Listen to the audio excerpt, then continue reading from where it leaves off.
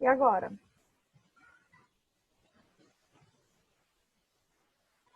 A Ásia Agora tá normal. Ótimo. Normal. Então vamos lá. Vamos para a Ásia. Deixa eu ver. Europa. Vocês não querem nem saber da Europa, né? Eu tô ainda nela.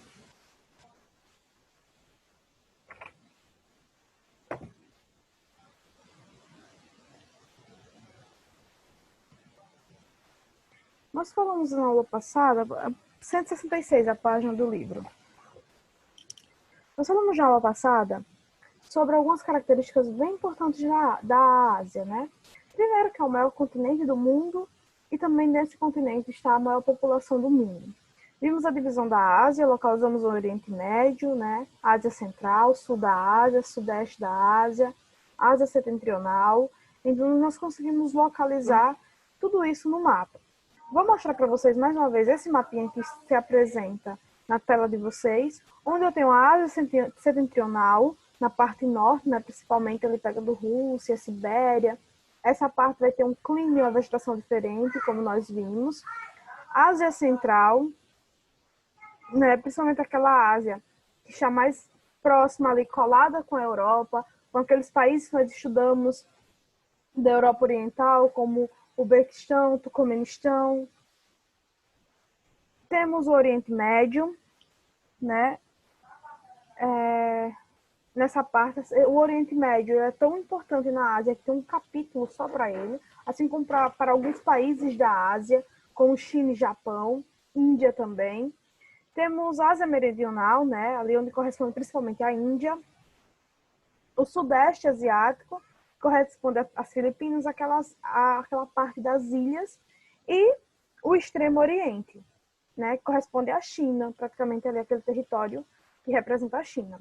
Até aí, alguma dúvida sobre essas características da Ásia? Não. Não? Tá Ó, tranquilo. então, a aula passada, esse é só um resumo, tá? Para quem faltou na aula, se vocês não lembrarem, para que vocês se localizem. É uma extensão territorial muito grande, de 44,9 milhões de quilômetros quadrados. Esse é o número que representa as terras da Ásia. Corresponde a 30,2% de todas as terras imersas do planeta. Com isso, eu estou dizendo que representa 30,2% de todos os continentes que existem, né? A Ásia é o maior deles, e se constitui por 45 países. Essa vasta extensão territorial que eu mostrei para você, que foi mostrado no mapa, nos permite pensar o seguinte, que tem diferentes climas, né? Eu não vou ter um clima só dentro desse grande continente, e muito menos um tipo só de vegetação. Então, eu vou ter uma diversidade de clima e vegetação dentro da Ásia, que vai desde um clima equatorial até um clima de montanha, um clima polar. Nós saímos de um extremo a outro. O clima equatorial é marcado por ter presença de chuvas, umidade e temperaturas elevadas. Esse clima é o que caracteriza, por exemplo, aqui no Brasil, a floresta amazônica. Então, nós temos um clima que propicia, ou seja, que facilita a precipitação, a presença de chuvas. Temos um clima tropical úmido, né, ali mais ou menos na Índia, e esse tropical úmido, ele vai ser marcado principalmente pelas monções asiáticas, ou seja, pela interferência da maritimidade no continente. Eu vou ter massas de ar úmidas soprando do continente, do Oceano Índico, para essas partes aí, que correspondem principalmente à Índia. Vou ter um clima tropical seco, e aí esse clima tropical seco ele está marcado principalmente aqui, né, com a interferência da Cordilheira do Himalaia, aqui. Essa Cordilheira do Himalaia vai ter um clima próprio também, que é um clima de montanha, por termos a maior montanha do mundo, ou seja, o maior pico do mundo que se localiza aí, que é o Monte Everest. Nós temos o clima mediterrâneo, próximo ao mar aqui, né, e o clima continental, que vai pegar aqui essa parte da Ásia, que é a Ásia Setentrional. Temos o clima polar também. Aqui, né, eu vou ter uma vegetação diferente, marcada por temperaturas extremas. Até aí, tudo ok? Sim. Positivo. Sim. Eu entendo entendo, Maria Vitória. A minha tá aparecendo aqui, apareceu ainda agora a mensagenzinha. Sua internet está instável. Então, meus queridos, mesmo que a aula não esteja chegando para vocês na melhor qualidade, eu estou gravando essa aula e aí vocês podem ver no YouTube depois. Tem a aula gravada, tem um livro que vocês podem dar uma olhadinha depois também. Mas a gente tem que ter aula, tá bom? E aí tem o clima desértico, né? Esse clima desértico ele vai se apresentar também aqui, onde essa cordilheira influencia bastante, né? O clima desértico. E vai se apresentar também perto, aqui no Oriente Médio, onde a gente vai ter uma escassez de água muito grande, mas uma abundância de petróleo. E a gente vai ver umas características do Oriente Médio. Só que futuramente, tá? Ainda tem muita coisa até chegar lá. E aí eu tenho uma diversidade de vegetação influenciada por esses climas. Vejam, eu tenho vegetação de conífera, taiga ou floresta boreal. São aquelas florestas que parecem um cone. Essas florestas vão estar localizadas principalmente aonde? Aqui no continente, né? Eu vou ter áreas cultivadas também, ou seja, essas áreas, grande parte dessas áreas, teve sua vegetação original devastada para que o homem começasse a cultivar. Olha aqui, sabe esse cultivo aqui de que é? De arroz. A Ásia, ela tem uma produção muito intensa de arroz. Eles praticam muito a risicultura. Temos uma floresta tropical equatorial também, né? Principalmente aqui, por quê? Porque aqui está próximo à linha do Equador. Essas áreas aqui vão ser influenciadas por esse clima e vão desenvolver essa vegetação. Vou ter savanas também na Ásia, com certeza, né? O que no Brasil é chamado de Cerrado de Caatinga, né? A nossa savana aqui tem outros nomes, mas tem características parecidas.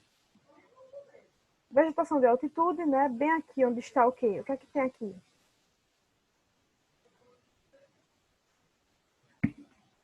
Vegetação de De altitude. Mas o que é que faz ter essa vegetação de altitude? Que relevo se localiza aqui? Montanha. Aquele bem Montanhas famoso. Montanha. Mas qual é a montanha que ela tem filme e tudo? Ela é tão famosa que ganhou filme. Monte Everest. Isso. É Monte Everest. Então, o maior pico do mundo. A parte é o relevo mais alto que eu tenho em terras emersas do mundo. É o Monte Everest.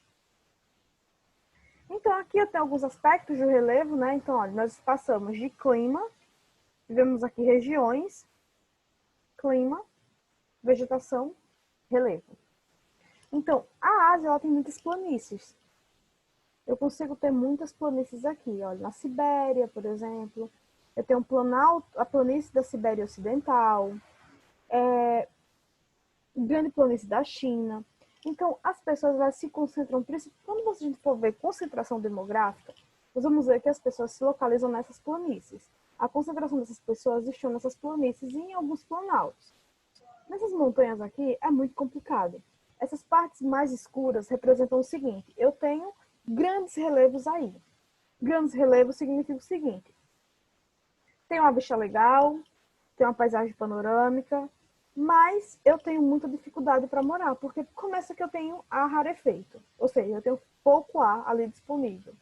Segundo, que eu vou ter grandes vales ou gargantas nesses relevos. E isso vai dificultar a minha moradia. A agricultura vai ser muito difícil de acontecer ali. Ou seja, as minhas terras não vão ser propícias para a agricultura, até porque a formação do solo é mais difícil, já que eu não tenho um processo de erosão intenso ali.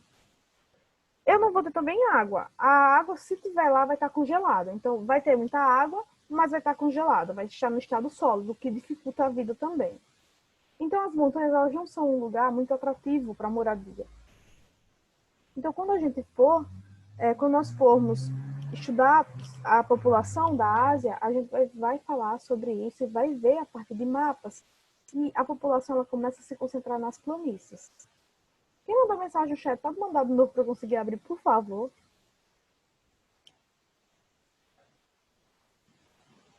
Não, só mandaram um K. Ah. Então, eu Mandaram só um tenho, KKKK.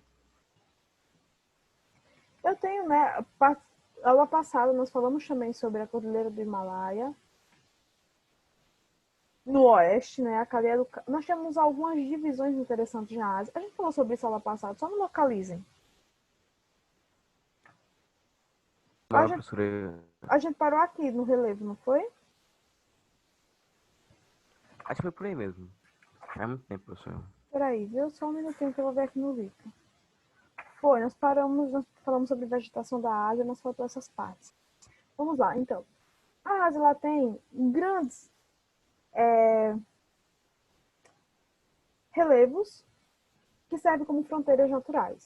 Então, alguns bem famosos, como os Montes Urais, né? Que aqui tem uma foto bem incrível dos Montes Urais. Ótimo para tirar foto, né? Você ir ali se posicionar e tirar uma foto, ou visitar, é bem interessante, é bem bonito. E temos aqui essa imagem em um mapa, vendo como é que esses Montes Urais aparecem em um mapa onde eu tenho relevo. Então, aqui eu tenho a Europa, ó, e aqui eu tenho a Ásia. Os Montes Urais, ela serve como uma fronteira. É um afloramento, né, rochoso aí. Nós temos aí montanhas, mas que serve como uma fronteira, uma fronteira natural entre dois continentes. Nós temos a oeste, isso no oeste. Ainda no oeste, nós temos a cadeia do Cáucaso também, que é bem famosa. E nós temos aqui o maior conjunto de montanhas do planeta, que é, que é a Cordilheira do Himalaia. Estende do sul da China, da Índia, Bangladesh, do Nepal e do Mianmar. Então, essa cadeia montanhosa do Himalaia, ela se estende por todas essas áreas. Olha, passa pela China, pela Índia. Olha que a gente está falando da China aqui. Não é exatamente ela corta o território assim, tá? Ela passa aqui no centro da Ásia. Gente, o que vocês estão mandando lá no chat? Alguma dúvida, alguma pergunta?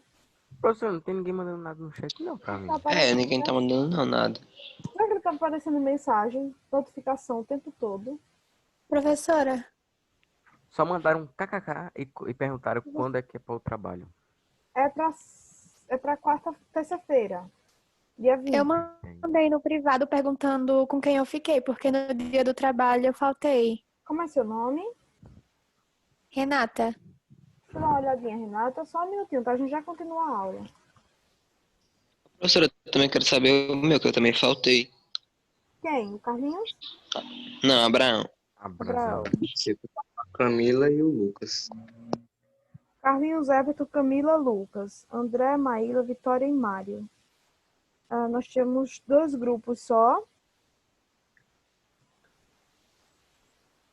E aí ficaram com Japão e Índia.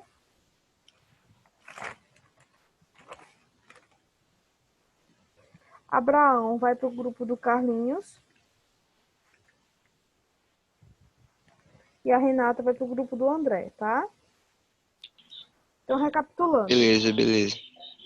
Primeiro grupo, André, Maíla, Vitória, Mário e Renata ficaram com a Índia. Segundo grupo, Carlinhos, Everton, Camila, Lucas e Abraão ficaram com o Japão. Lembrando que após esse seminário, eu vou explicar sobre esses países, né?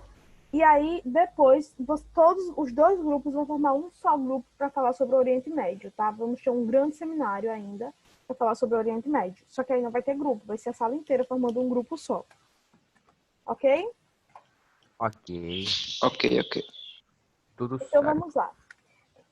O Monte Everest, a Cordilheira do Himalaia, na qual está o Monte Everest, estende-se do sul da China, passando pela Índia, em Bangladesh, Nepal e Mianmar. O Monte Everest possui mais de 8.000 metros de altitude e ainda está em processo de crescimento. Está naquela fase de crescimento. Por quê? Porque ainda as atividades dentro da Terra, elas continuam acontecendo. Consequentemente, essa cordilheira ainda tende a crescer bastante. Temos a Cordilheira do Himalaia, aí, né, uma imagem incrível, e o Monte Zagro também, que é muito famoso na Ásia.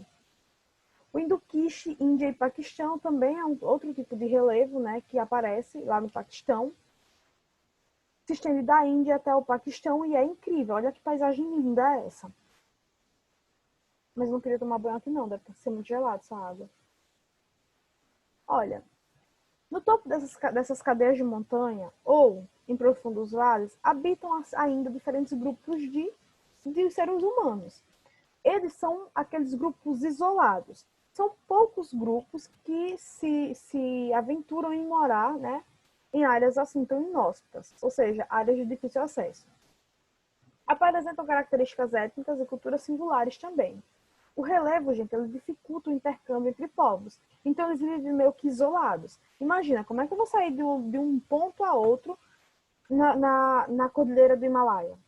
É muito difícil, porque eu vou ter várias dificuldades. Eu vou ter, por exemplo, vales dividindo esses povos. E não é qualquer vale, são vales imensos. Gargantas, separando depressões, em algumas vezes. Então, eu vou ter outras formas de relevo na montanha, que vai dificultar a minha relação com outros grupos que moram ali.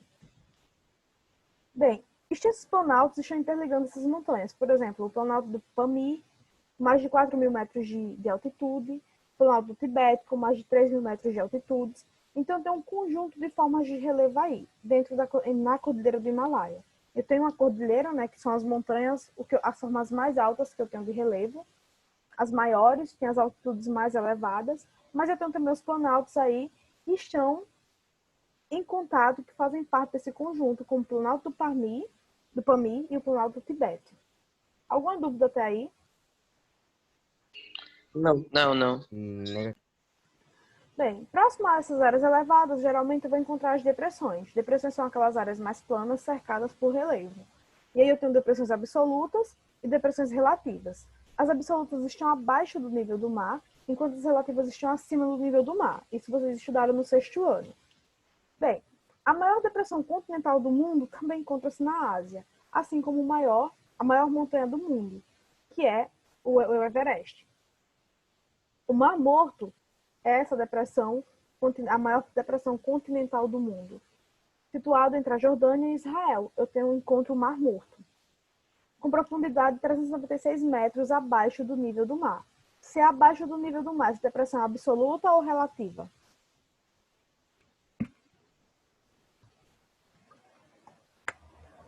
Se é abaixo do nível do É. mar. Relativa. Tem certeza? Eu tenho. Vamos conversar um pouquinho mais. Olha, as depressões absolutas, elas estão abaixo do nível do mar. As depressões relativas, elas estão acima do nível do mar. Deixa eu ver se eu encontro aqui um slide para vocês verem melhor isso.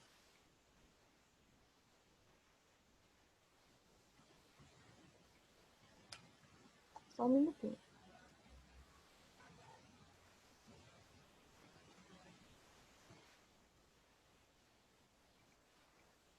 Aqui, encontrei.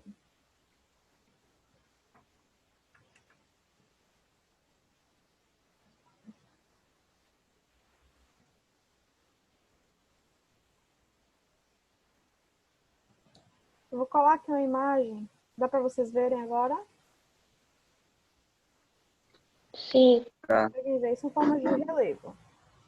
Então, olha, eu vou ter planície, planalto, depressão, montanha. Tudo isso eu vou ter formando o meu relevo, formando a minha paisagem, né? São as formas de relevo.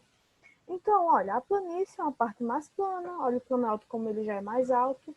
E aí, eu chego nas depressões. Olha o nível do mar, é marcado por essa linha. Estão vendo aqui? Então, o que estiver abaixo do nível do mar, eu vou chamar de depressão absoluta.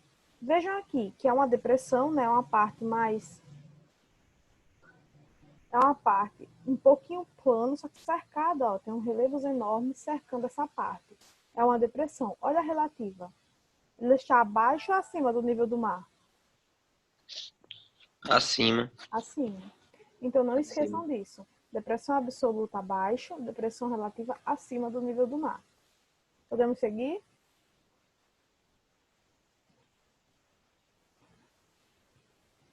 E aí, o Mar Morto, né?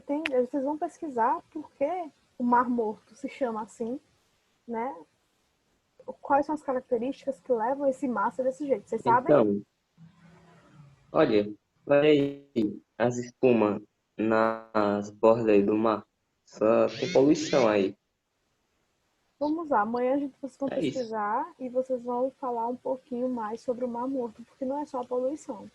A gente tem outros fatores. Bem, circulando os planaltos, né? Tem-se as planícies e nessas planícies, eu disse para vocês que nessas partes aqui verdes, que representam a planície, as planícies eu tenho maior concentração de pessoas. Por quê? Principalmente porque os solos são bastante férteis, ou seja, a fertilidade do solo atrai as pessoas para que elas se fixem ali e morem.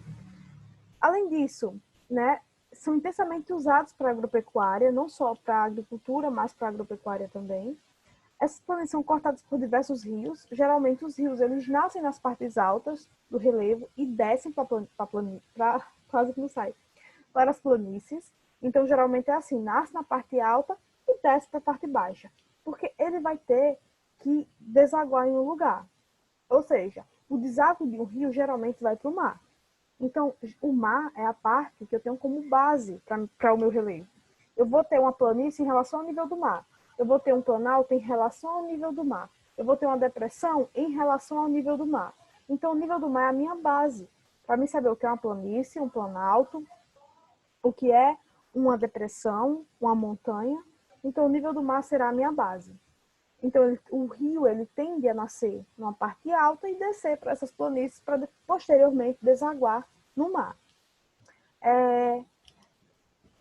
A proximidade, né, a fertilidade nessas planícies atraiu muitas civilizações a morarem lá no Oriente Médio.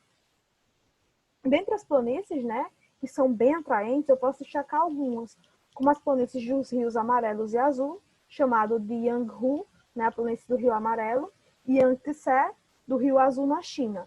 Esses rios eles são muito aproveitados, seja pela fertilidade ou abundância de água, seja pelo poder de gerar energia, pela força que ele tem, como esse Rio Azul e Yangtze.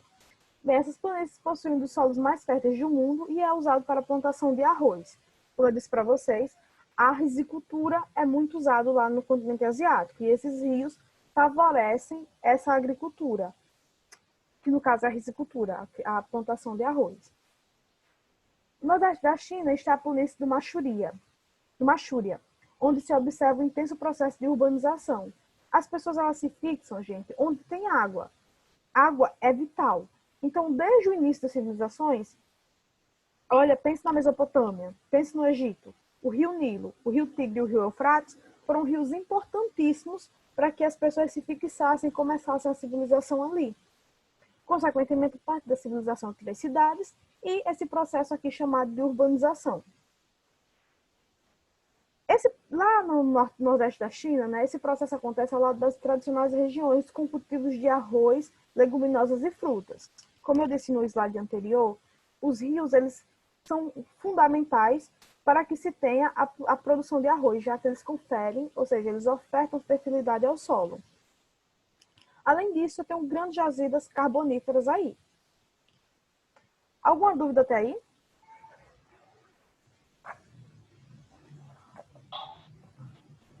Alguma dúvida? Não, Note. Negativo, professor. tranquilo. Só um minutinho, tá? Para me ver onde é que eu estou no livro já.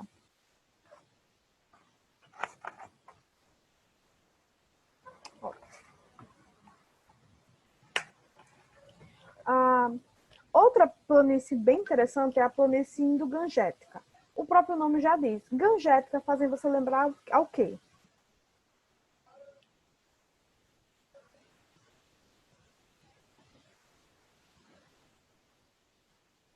Hã?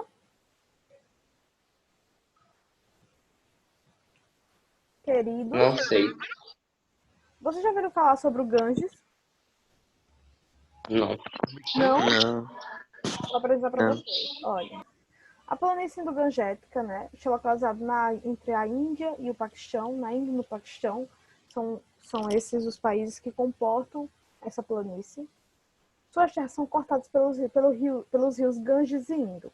Entre esses rios, o rio Ganges ele é muito famoso, principalmente por ser um lugar de prática da religião hindu. Então, na Índia, a religião predominante é o hinduísmo, uma religião politeísta. A população, né, se desenvolveram ali por causa da fertilidade que suas águas provocam no solo. Então, os rios, eles ofertam essa fertilidade no solo. Só que, só um minutinho. Deixa eu só concentrar aqui, esse slide está me incomodando.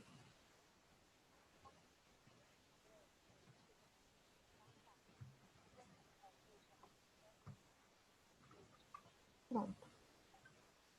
Então, esses rios, por causa da possibilidade, né, de fertilidade no solo, atraíram muitas pessoas para se desenvolverem ali. Só que, além disso, eu tenho uma prática religiosa muito intensa, principalmente no rio Ganges. Esse rio localizado na Índia. As pessoas, elas praticam sua religião, que é o hinduísmo, então elas jogam, é como se fossem oferendas dentro do rio, flores, sei lá, roupas. Alguns rituais são feitos dentro desse rio e acaba poluindo. Olha como é o rio Ganges em algumas partes. Só que esse rio, ele é para o consumo da cidade. Não é só exatamente a prática religiosa. Então, olha isso daqui, isso fica muito movimentado. Esse é o rio Ganges, né? São partes aqui que eu trouxe para vocês do rio Ganges. Muito movimentado, muito usado na Índia, mas muito poluído pelas práticas religiosas que se tem ali. Até aí, alguma dúvida? Não, por Não? enquanto tá tranquilo. Tá tranquilo? Tá mais tranquilo que a Europa? Tá, mas tá, tá a mesma Bem coisa. melhor, bem mais fácil. Bem mais fácil, né? É, Pronto, então, amanhã nós vamos falar sobre a população da Índia, da Ásia. Eu tô com a Índia porque a Índia tá aqui super habitada. Na página 179. Então, como atividade, vocês vão fazer o seguinte. Amanhã, vocês vão responder hoje, né? E vão trazer amanhã a página 177 e 178 do livro, né? A atividade de vocês. E vão fazer ainda um tipo de mapa, um mapa mental sobre a página 179, 180 e 181. São só 3 páginas para que vocês façam, é como se fosse um tipo de resumo, marcando os pontos mais importantes, tá bom? Por hoje, beleza, beleza. só. Nenhuma angústia até agora. Não, até agora tá tranquilo. Graças a Deus. Então a gente se encontra amanhã para mais uma aula, tá bom? Tchau, meus amores. Beleza.